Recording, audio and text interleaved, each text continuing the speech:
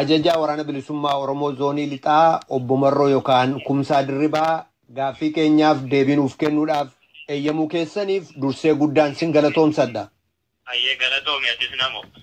Obbo Marroo ajjecha artistii beekamaa Hacaaluu Hundeessaa irratti raawwatameef adda durummaadhaan kan itti gaafatamu qaama isin hooggantan waboo zoonii lixaa akka ta'e mootummaan ragaalee nan qaba jedhu wabeeffachuudhaan miidiyaadhaan ibsee jira.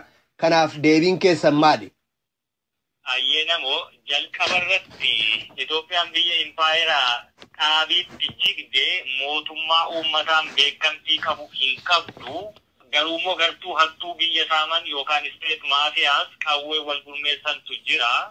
Kanaaf mootummaatu sin himate kan jedhu inni kun iddoo goggora. Lammaffaa irratti ammoo mootummaan ati jettu kuni dhaaba biyya kana keessatti karaa sirna paartii ta'uutiinis haa ta'u hidhannootiin falmiirra jiru keessaa dhaabni Shanee jedhamu hanga ani beekutti hin jiru. Kanaaf waraana bilisummaa Oromootu himatame jechuun asirrattis dogoggora. Yoo barbaachisaa ta'e sirna waraana bilisummaa Oromoo jedhamee kan himatamu yoo jiraate deebii itti kennuutu danda'ama. Garuu uummataaf waan ifa ta'uu qabuu fi waa'ee ajjechaa artist Hacaaluu Hundeessaa irratti waa jechuu yoo qabdanaan jette isa kana jechuu nan danda'a. Artist Hacaaluu Hundeessaa artistii seenaa qabsoo bilisummaa Oromoo keessatti jaalatamaa kabajamaa keessumattuu ammoo waraana bilisummaa Oromoo biratti galaa waraanaati yoo jenne dhugaarraa fagoo miti. Hacaaluu Hundeessaa yeroo hundumaa waraana bilisummaa Oromoo waliin quunnamtii gaarii qaba.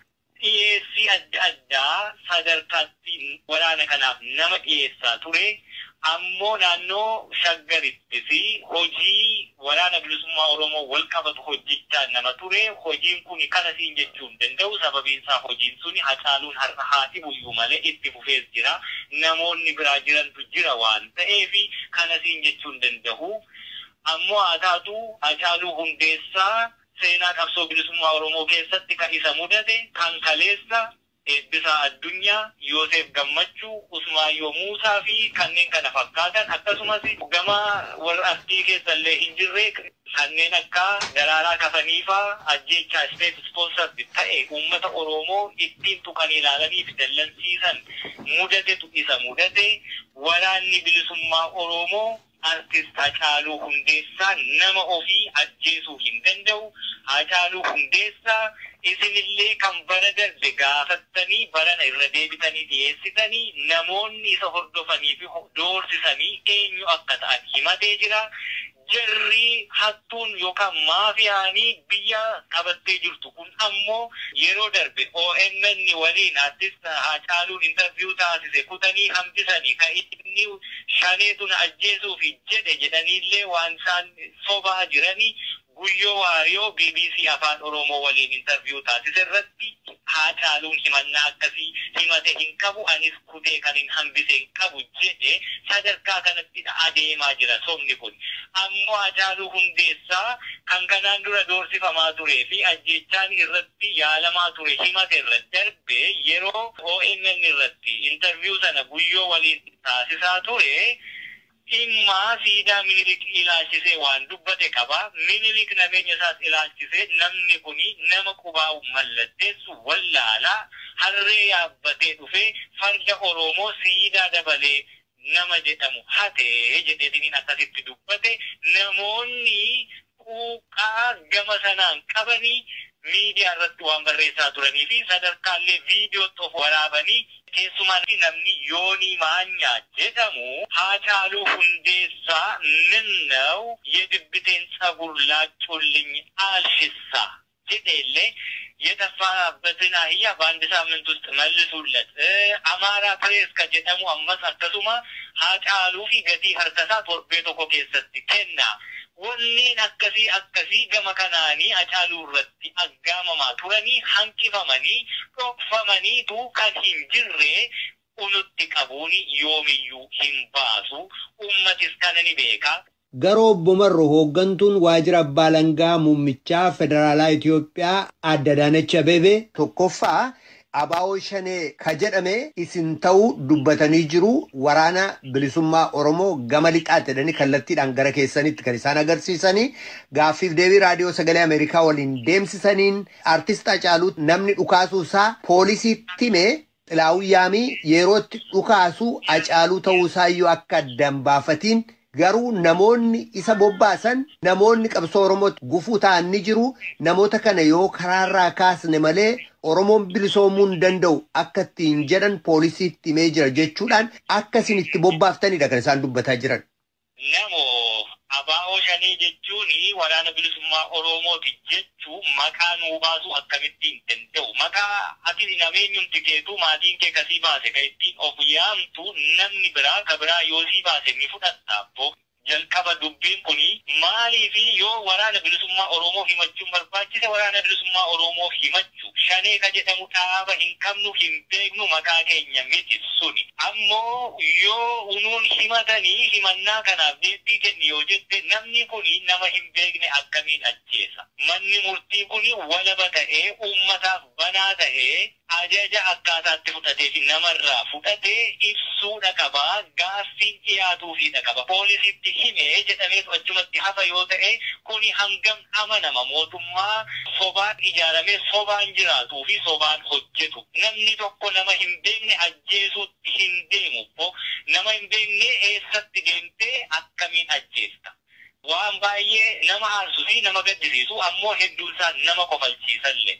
Jarri kuniyyuu mataa irraati bakka adda addaatti yeroo adda addaatti waan adda addaati kan isaan dubbataa jirani suutadhaan soba sana qindeessaa fi artikuleet gochaa dhufanii ture kanaan bahani malee namoonni isaan jedhan suni eenyufaati eessa turanii eessarraa dhufanii ajaja yoom fudhatanii haala kamiin ajaja fudhatanii kanatu ummati kan inni gaafataa jiru kanatu ifa ta'uu qaba. Ragaan jira taanaan ragaan dhiyaachuudha qaba. Yoo akkasumatti garuu kanuma jechaa oolame irra deddeebi'amee dubbatamee fi sobni sun dhugaa tokkotti jijjiiruu hin danda'u. Garuu ragaa kabiraanis akka jiru raadiyoo sagalee Ameerikaattis dubbatanii jiru miidiyaa mootummaatiinis kana ibsanii jiru ka bilbila Hacaaluurraa arganne abbaan akeekkachiisa ajjeechaa isatti ergaa ture ani waboo zoonii lixaati jedhee bilbila isaa maqaa telegiraama isaa maqaa feesbuukii irratti fayyadamuu maqaa itti waamamus ifa godhee jira yoom akka ergame bilbila kamitti akka ergame saatii kamitti akka ergame ni beekamaa. Kun kan amma Hacaaluutti dhufetu hin taane utuma kana beekuu ittiin socho'aa turedha kan isaan jedhan. Ragaa kanas ni haaltu. Ragaa miti. Ragaa kana akkasitti qabna jedhan malee gadi ba'ee mana murtii walabaatti qormaata walabaa ka gaggeessanitti hin mul'anne namoo beeki. Kanneen akkasii ajjeechaa biyya kana keessatti adeeman hedduu ragaa harkaa galfanneerra jedha jarri kuni malee ragaan kun namatti agarsiifamee hin beeku. Amma miidiyaa harkaa qaban irratti Hacaaluuf nama doorsise jedhamee isaanii sagalee dhageessisaa jiran tokkotu jira. Ka baay'ee si ajaa'ibu. Hacaaluun sa'aatii hamma kana namni yeroo isa arrabsuuf isa doorsisa waboo lixaati jedhanii ka isaan dhiyeessani deebii tokkoyyuu hin kennu. Hin dubbatu. Hacaaluun nama duudaa miti nama isa doorsisuu fi isatti beekamu Hacaaluun goota akkamii akka ta'e beektaa waltajjii jarri kuni ajjechaan isa barbaadan irratti illee nama bahee dubbatuu fi weelluutiin qabsoo bilisummaa Oromoo ol kaase namni kuni nama bilbilaan isa doorsisu callisee dhaggeeffatu hin sodaatu. Waan kana kan isaan ragaa jedhanii dhiyeessaa jiran. Ammoo waraana bilisummaa Oromoo zoonii lixaati. Ani ka jedhu hundi waraana bilisummaa Oromoo zoonii lixaa ta'uu hin danda'u. Abbaan fee bilbila harkaa qaba maqaa barbaade tolfachuu danda'a. Namatti bilbilee maqaa waraana kanaa waan barbaade jechuu danda'a. Hacaaluu ajjeesuu hin dandeenyu nuti gabaabaman. Hacaaluun waan nu gargaarudha qaba. Hacaaluu hundeessa kaleessa nama fayyaa dhaabbatee isaan raase fayyaa isaarraa waan hin fayyadamnedha. Reeffa isaarraa fayyadamuufidha kana hunda taasisuu jiran. Aangawoonni mootummaa akkuma ajjeefamuun artist Hacaaluu dhagaametti walitti hidhata qaamota sadiitiin akka geggeeffame dubbatanii Oneeg Shanee Masriif adda bilisummaa uummata Tigraay yookaan Wayyaanee Masriin hidhala gabbayaa danquudhaaf akkasin duba jirtullee akeekani. Walitti dhufeenyi isiniif Masrii gidduu jiru akkasumas immoo isiniif adda bilisummaa uummata Tigraay gidduu jiru maali Bomarro? Nuti naannoo laga Abbayyaa irratti akka lagni Abbayyaa hin hidhamne dhorkuuf dhukaasa bannee jirramoo namoo kana ragaa qabatamaa yoo jiraate nu dhiyeessaa nuti kaa adeemuu jirru mirga saba cunqurfame saba Oromoo fi cunqurfamtoota hiree Oromoon qabu qaban fakkaatanii bilisummaa sabaa fi qabsoo gaggeessuutti jirra. Hidha laga Abbayyaa dura dhaabbannees hin jirru naannoo sana irrattis danqaan nuti gaggeessine hin jiru. Hidha laga Abbayyaa waadaa sabaaf galamee guutamuu dadhabametu jira waan ta'eef sana karaarraa maqsuu fi ittiin uummata afaan faajjii uumuuf kun taasifame. Masiriin immoo amma waan faashinii haaraa taatee har'a himannaa biraa taatee as baatee eenyuyyuu ni beeka. Dadhabame jennaani karaa sanaan amma immoo as qabanii ittiin yeroo bitachuu fi bishaan ni guurneetanii bishaan sana guutuu akka hin dandeenye beeku. Ka'achii sodaatanii as naannessuun hin danda'amtu. Mootummaa naannoo Tigraay bulchu waliinis yoo ta'e qaamuma impaayera Itoophiyaa keessa kutaa naannoo tokko jirtu Tigraay. Nuti yoo sodaatanii hidhannee jirra bosona jirra seera ittiin dhiyeessuu danda'an hin qaban yoo ta'e warri isaan himatanii Masiriinis biyya of dandeessa yoo taate Tigraay garuu qaama isaaniiti mee sana haa himatanii warra sanatu nu balleessa warra san akkas nu godha yoo jedhanii seeratti haa dhiyeeffatanii gara keenyatti quba qabuuni dadhabina isaanii sana daran mul'isarraa kaafe dhugaa jirtu baasuu fi barbaaduuf hin oolu. Garuu loltoonni adda bilisummaa uummata Tigraay yookaan wayyaanee Oromiyaa lixaa keessatti si waliin bobba'anii akkasiin gargaaranii lolaa jiran ragaa qabatamaa arganne jechuun mootummaan ammaan durallee dubbatee ture. Isin ejjennoo adda bilisummaa uummata Tigraay akkamitti ilaaltu? Akkamitti fudhattu?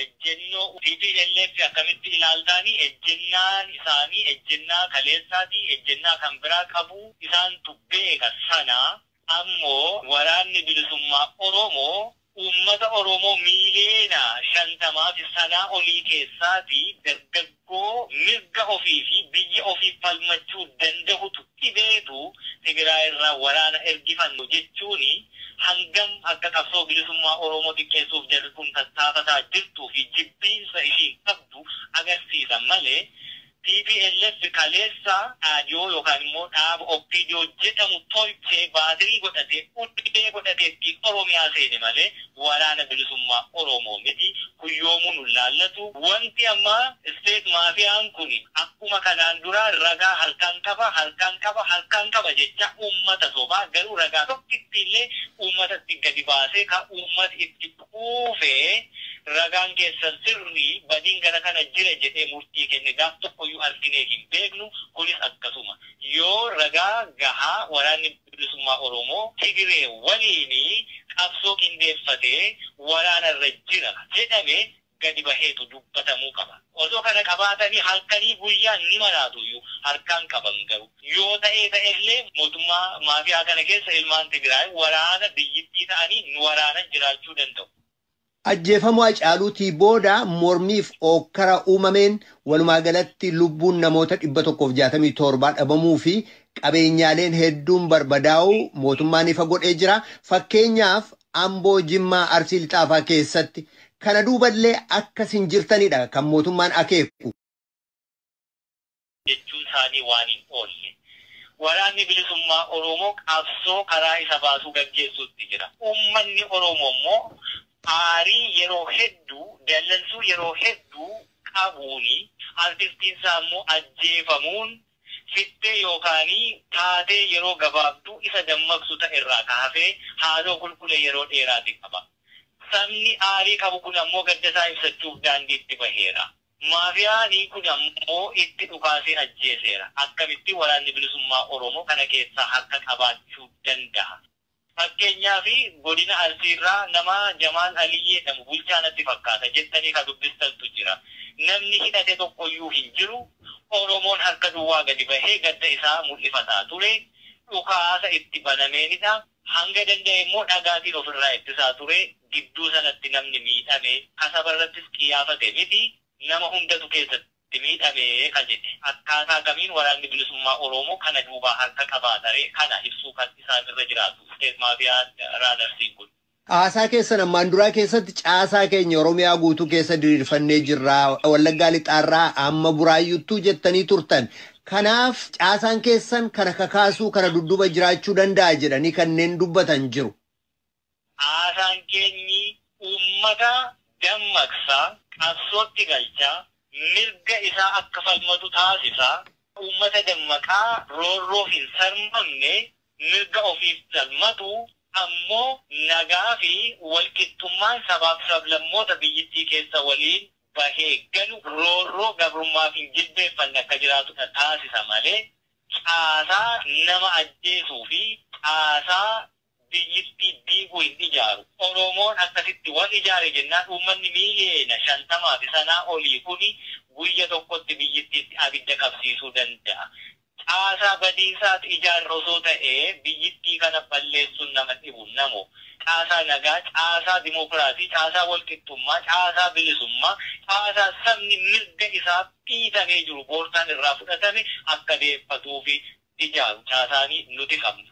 Yoommoo ta'ee caasaan keenyayyuu kana godhee akkaataa kamiin uummata nagaatti immoo isteetumaa fi alaanarsiin kun kan dhukaasuu danda'an.